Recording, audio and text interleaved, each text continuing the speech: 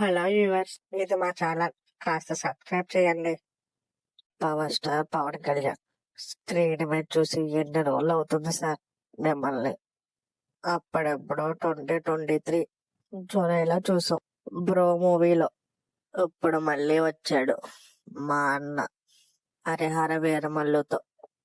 July 24న మళ్ళీ screen మీద చూడబోతున్నాం.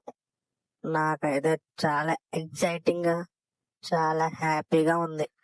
నాకే కాదులేండి, టిఎఫ్ఎల్ ఉన్న ప్రతి ఒక్కడికి హ్యాపీగానే ఉంటది. ఎందుకంటే ఆయన సినిమా రిలీజ్ అవుతుందంటే టికెట్లు దొరకడం కష్టం. స్క్రీన్ కన్నా పేపర్ ముక్కలే ఎక్కువ కనబడతాయి. ఆ సెలబ్రేషన్స్ కి మాటలు వినబడమే కష్టం అనుకోండి. సెలబ్రేషన్ ఆ రేంజ్ లో ఉంటది మరి. హరిహర వీరమల్లు 2020లోనే రావాల్సింది.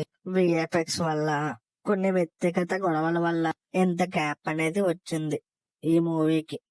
ఒకనొక టైంలో ఈ మూవీ రిలీజ్ అవ్వదేమో, మధ్యలో ఇంకా ఆపేస్తారేమో అనుకున్నాం.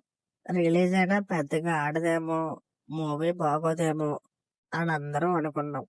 కానీ ట్రైలర్ రిలీజ్ అయ్యాక ఎక్స్పెక్టేషన్స్ ఫుల్ గా పెరిగాయి ఈ మూవీ మీద. ట్రైలర్ కట్ అయితే చాలా బాగా కట్ చేశారు.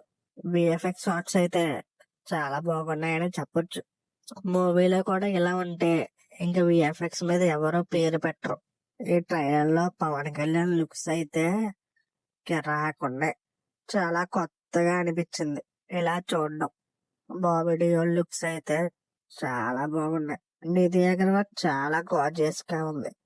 నిధి అగర్వాల్, పవన్ కళ్యాణ్ గారు పొలిటికల్ గా బిజీగా ఉండడంతో నిధి అగర్వాల్ గారే దాదాపుగా 15 మందితో ఒకే రోజు ఇంటర్వ్యూ ఇచ్చారంట.